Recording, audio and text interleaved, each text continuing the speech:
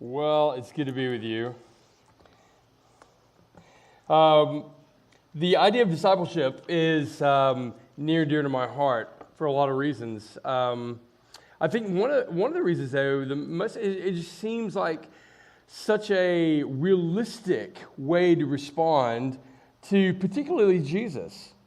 But in the scope of history, the concept of a disciple really fits in the first century. It's hard to understand nowadays because we think about being a Christian almost as a separate idea than being a disciple. But really being a disciple is something like happened to me when I went to college. When I went to college, I went in first in pre-med and discovered that in college that there were all these extracurricular activities and almost got kicked out of college.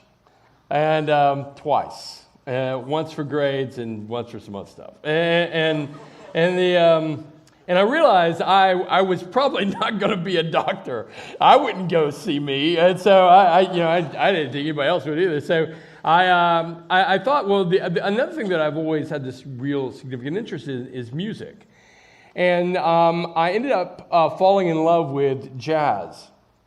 And when I fell in love with jazz, I wasn't like your typical enthusiast. You know, someone who listens to jazz sometimes, someone who listens to this sometimes, someone who kind of likes Snarky Puppy and likes John Coltrane, so I'll go see those guys when they come to town, but I was a true believer. I ran everything in my life through the filter of my devotion to becoming a jazz musician. And so my time was given over to jazz. I didn't have relationships. I didn't care to have relationships unless they contributed to jazz.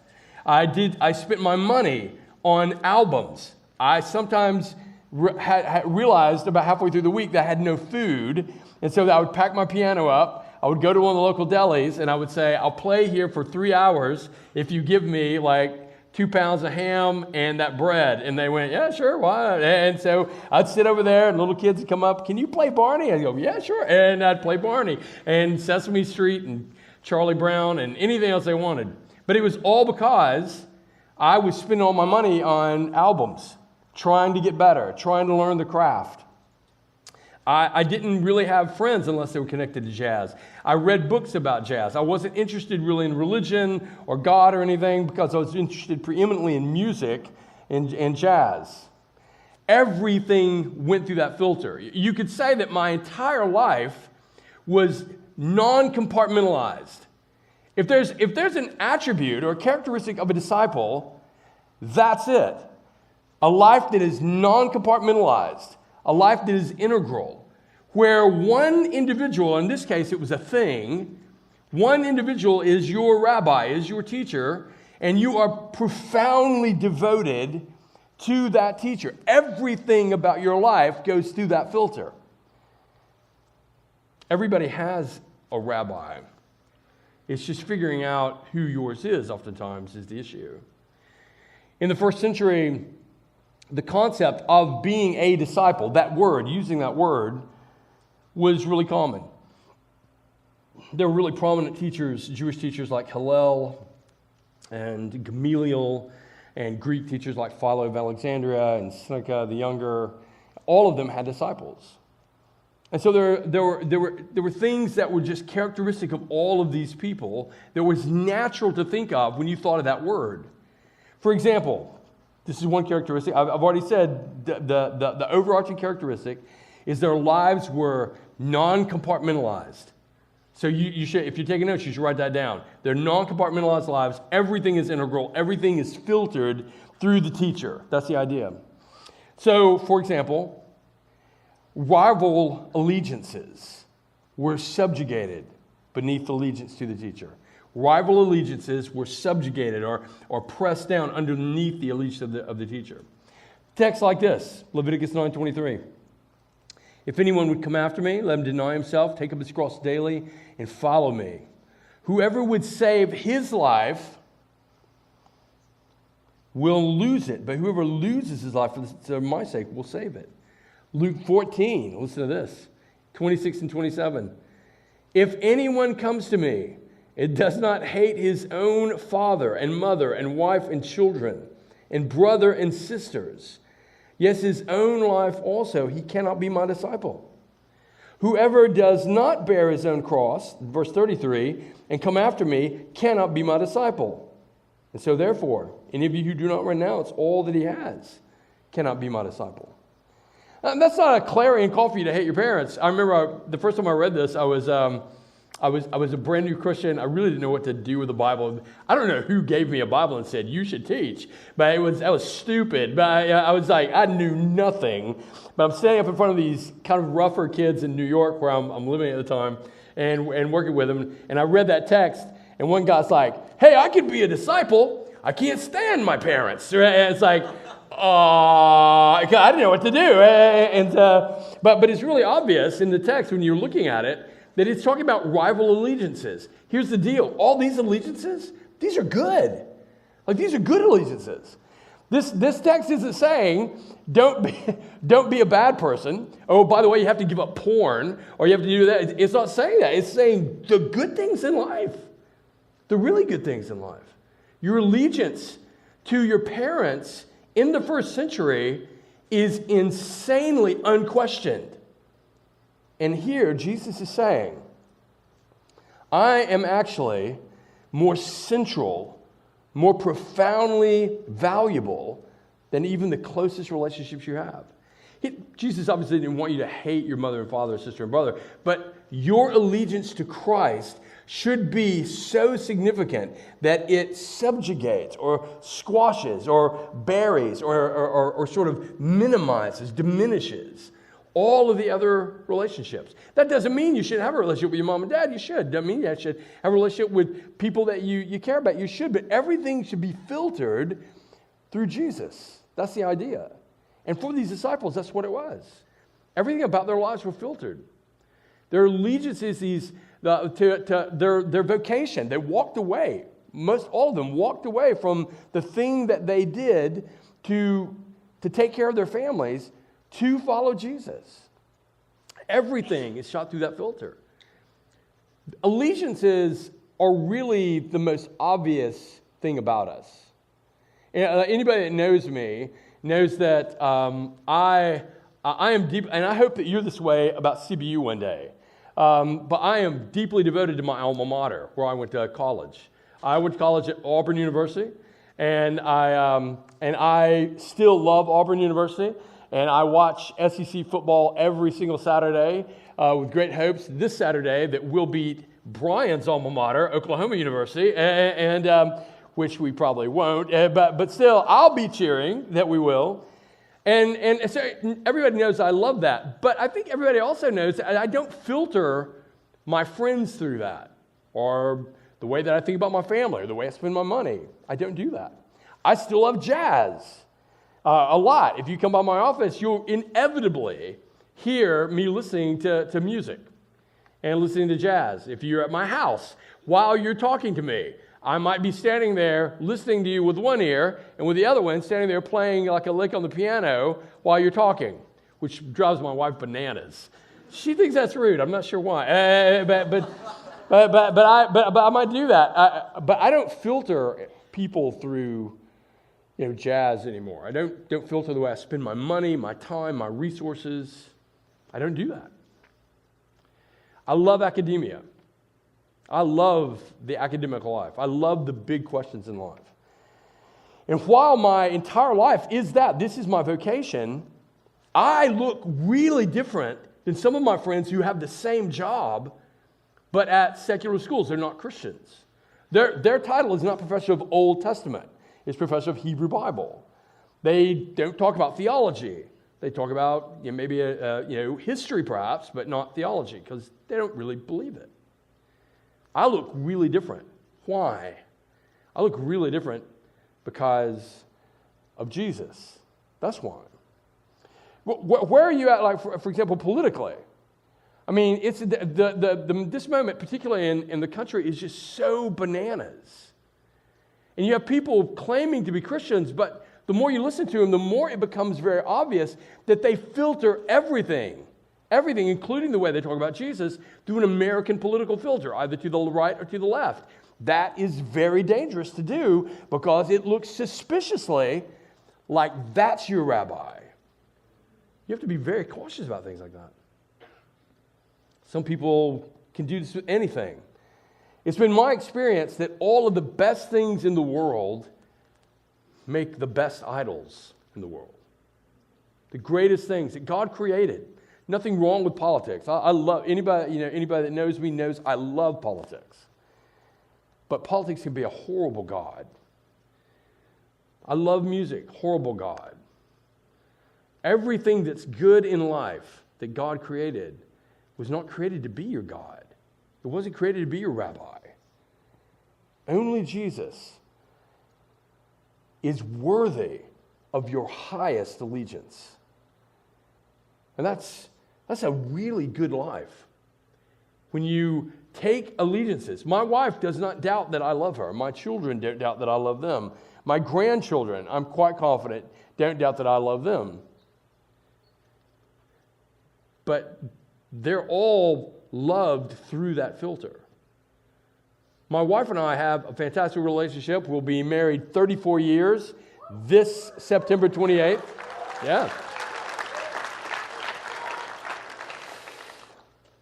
But my wife, when she speaks to women's groups, she has this Bible study called Jeff's Not Jesus.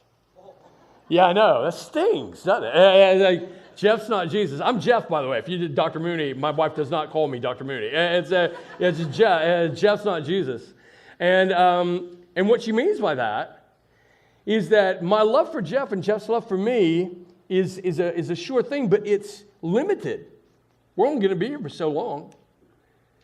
Jesus' love, in fact, is why Jeff and I fell in love. And so Jesus' love is eternal and durable and powerful, and it's the thing that animates the love between us.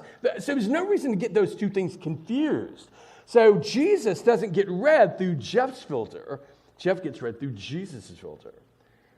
Jesus becomes the one thing, the one allegiance that subjugates all allegiances. That's one idea of the non-compartmentalized integral life. Other allegiances get subordinated. Another thing that was really prominent in the first century was that disciples were actually physically follow their teachers. I mean, they would physically follow. I mean, right there, if you're reading through the Gospels in these Bible studies, Jesus walks up and looks at these guys and says, "Follow me." And they put down their nets. James and John put down their nets and they follow him. Matthew is a tax collector. He's a pro-Roman Empire guy. His whole world, is paid for, by the Roman Empire. He walks away from his tax collecting and follows Jesus. Simon, the zealot, is a anti-Roman Empire guy. He's a zealot. These guys would hide these little daggers in their pockets and walk up behind Roman partisan people and jab them with a dagger. I mean, I've got my political beliefs, but I've never done that. These guys are really serious. He left and followed Jesus. And so what do you do when you're that close to somebody? Think about it. While you're here, you'll have people that you'll get to know, and they'll become really significant to you. Probably in this room, leaders, spiritual life staff. And what you'll do is, if you're wise, you'll watch how they interact with people, and you'll adopt that. And you'll listen about their spiritual disciplines, and you'll adopt that. You listen to how they read the Bible, and you'll adopt that. How they memorize Scripture, and you'll adopt that. The disciple would watch their teacher, and they would watch their teacher in order to just absorb as much as they could. So everything they said, a lot of these people didn't know how to read and write, so everything they said, they set to memory. Everything they did, they set to memory. They talked about it with one another. They talked about it with him. They listened to other people that talked about it. This physicality of being close to them made it possible for them to just absorb as much as they could. And so that's what you do with a good mentor. Your mentors here are going to do something, though, that's really unique because you're not their disciple technically. you're Jesus' disciple. So what they're going to do is they're constantly going to be holding your hand and moving you towards Jesus. And so be sure to let them do that. Don't make them the end product, or you'll really break their hearts, more than likely. But let them show you Jesus. Let them show you how to respond to people who don't like them, like Jesus would. Let them show you how to embrace the Word of God, like Jesus does. Jesus leans on the Old Testament. Read the Old Testament. A little bit of job security there, the whole 9 yards of what it is to be like the teacher was really easy because they were living right there with him. They lived with the teacher. They ate with the teacher. They worked with the teacher. They interacted with antagonists with the teacher. And so let the people that mentor you here, that disciple you here, let them draw you to see Jesus better. Being attached to other people is really, really important in the Christian life. When I was growing up, the Christian life was talked about in my church that I grew up in ways that were like super individuated. And by that, I just simply mean that everything about being a Christian was somehow or another just locked in on me. And so these would be my convictions, maybe not this guy's convictions. These would be my way of thinking about Jesus, maybe not this guy way of thinking about Jesus. But if you open up the New Testament, that is nowhere to be found. When Jesus is teaching his disciples how to pray, what are the first two words in that prayer? Go ahead. Our Father. Our Father. You're not built to do this by yourself. And so you're built to find other people that will show you, right, the teacher. Show you the real rabbi. Show you the real, and your rabbi, this rabbi, of course, is also the second person of the Trinity, the God the Son himself, drawing you in. A non-compartmentalized life, an integral life drives that. And then maybe lastly, your ethics will be shaped by your affections in a discipling relationship. Jot that down. Your ethics will be shaped by your affections. The people that love their teacher, their ethics, the way they interacted with people, the way they lived their life, the way they thought about money, the way they thought about sex, the way they thought about love, the way they thought about the government, all of that was crafted by the way they thought about their teacher. Your ethics are shaped by your affections. I have never cheated on my wife. Probably a good thing to be able to say at a place like this. It's not because I couldn't get away with it. I did a whole bunch of stuff when I was younger and I never got caught. I know I can do bad things and not get caught. I still don't cheat on her. Even when I'm in places where the opportunity is there, I'm in another country, I don't do it. It's simple as to why. Not quite as spiritual as you might think. Every time I ask this question in my classes, people are like, because you love the Lord. So, okay, I wish I was that spiritual, but I'm really not. But I do love the Lord, but that's not the driving force here. It's simple. I love my wife. My affection for my wife is the thing that designs my ethics. Do you get that? After I became a Christian, I didn't understand justification and forgiveness. I didn't understand all the stuff I talk about today, like it's second nature. Like when I was 25, not too much older than you, after I became a Christian, I knew nothing. And so I thought that because of the mistakes I'd made in my life and things like that, that I understood if God would not allow me to be married. Because I thought good people are allowed to get married. I thought about my mom and dad. My mom and dad were the best people I knew. I probably won't get that then. And then I met Angela. And I was like, I want to be married to her. I don't even have to get married in general. I just want to be married to her. And I remember because I still had relationships that were sort of hanging on from me not being a Christian and sort of relationships that I was still trying to figure out what it looked like to date as a Christian. I knew inherently, like nobody ever sat me down and said, hey, Jeff, you don't get to act the way you've acted, all this time now that you're a Christian. I just knew it. I mean, again, when you meet somebody, like particularly Jesus, there's an overwhelming, kind of conspicuous nature about yourself. You're like, oh, I am gross. I'm gross. I never thought about it before, but I'm gross, so gross. And nobody had to tell me that. And it wasn't an issue of self-hatred or anything. It was just that maybe for the very first time in my life, I was really able to objectively kind of look at myself and go, I'm a mess. I mean, the way I became a Christian was I was reading the Bible. I was reading from Matthew 5, 6, and 7. And I was reading it and I was like, oh no, this is terrible. If this is true, if murder is what Jesus just said it is, if adultery is what Jesus just said it is in Matthew 5, I, by this time, have my own wing in hell. I'm just like, I am done. And even if I could become perfect, everything in my past just screams for my condemnation. I don't know what to do. So it was extraordinary to me that without anybody there to tell me, really, I think the Spirit of God communicated, I'm showing you this, not to condemn you, Jeff. I'm showing you this to save you from Jeff. I threw myself onto Jesus, and from that point, there was this intuition, this impulse. But when I met Angela, I didn't need to talk to another woman ever. I was just like, and again, it was my affections for her. It was who she was in my life.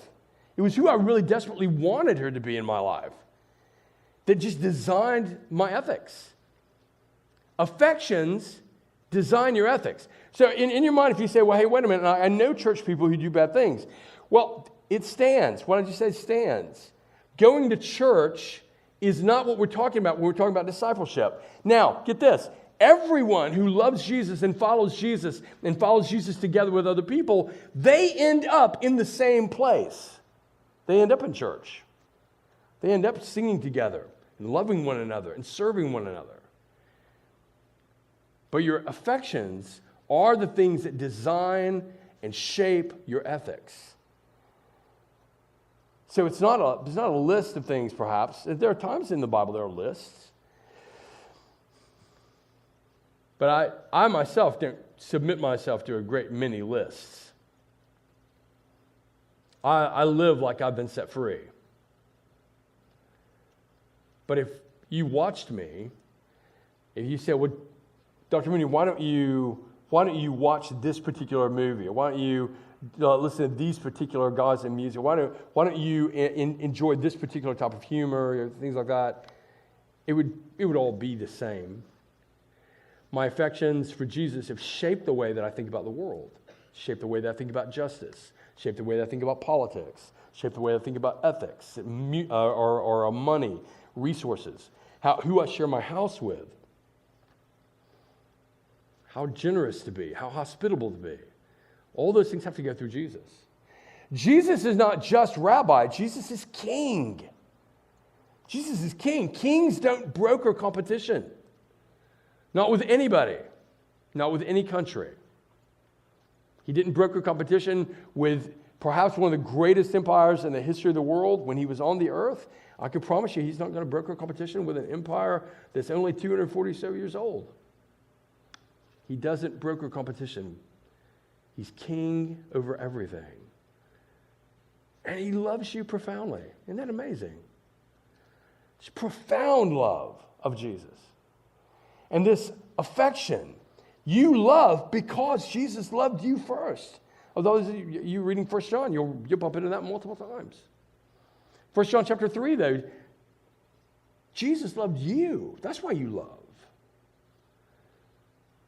And you end up doing what I did with jazz.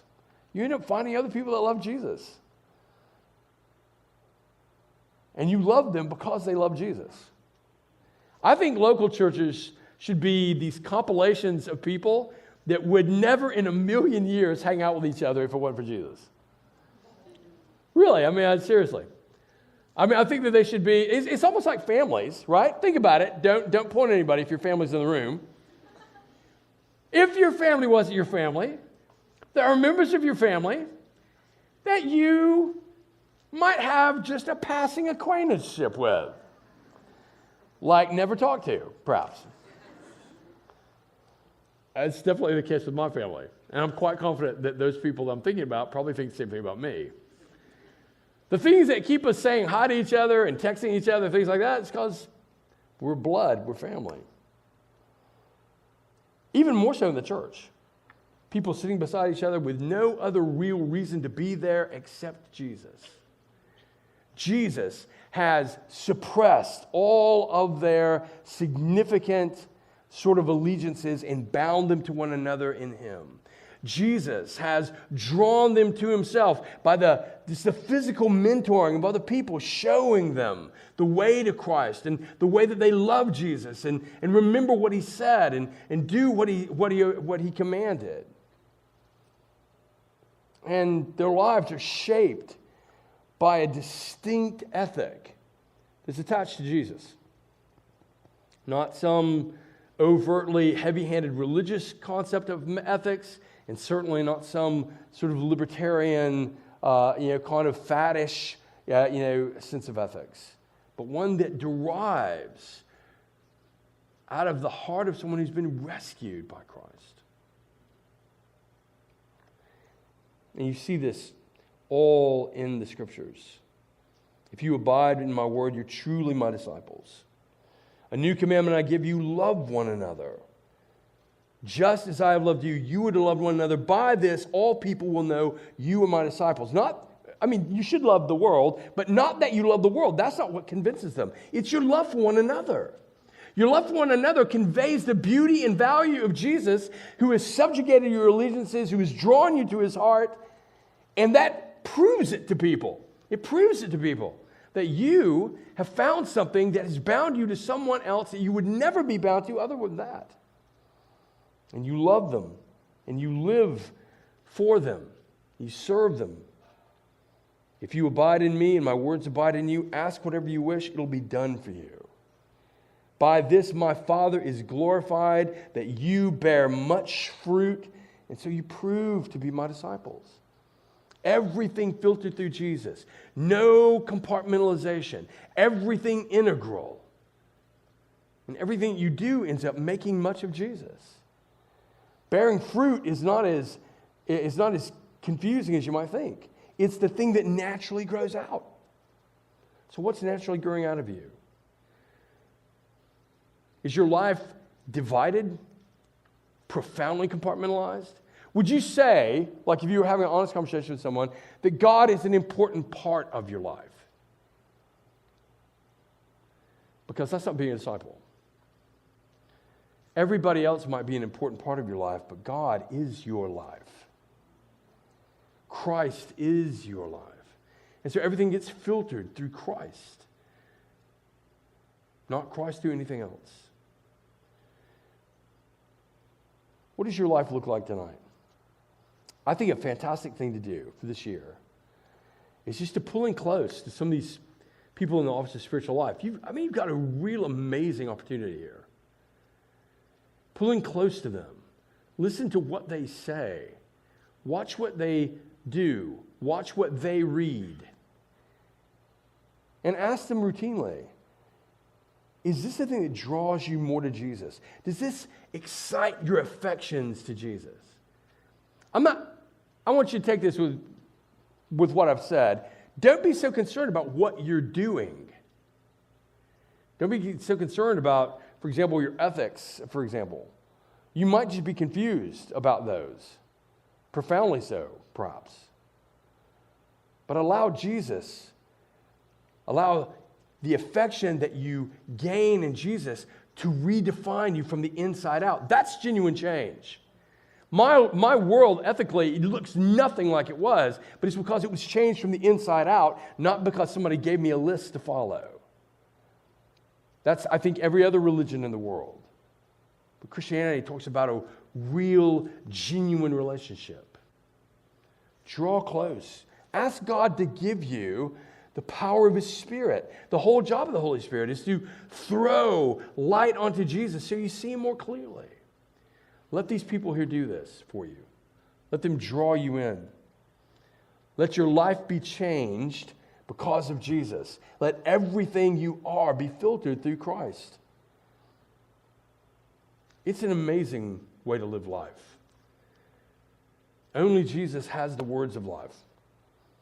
Jesus, the Alpha and Omega, the beginning and the end, the one who has called me and a ton of you out of darkness and into his marvelous light, beckons you through your brothers and sisters to come and know him better, and to love him more, so that you can see the world as it really is, love the people in the world as you really should, so that Christ's name would be magnified above all things as only it deserves to be. Father, thank you for my brothers and sisters here, and I ask that you would bless them and keep them and cause your face to shine on them. I ask that you would lift up your countenance upon them and give them peace and grant them wisdom and joy in following Christ. I pray all this in the name of Christ. Amen.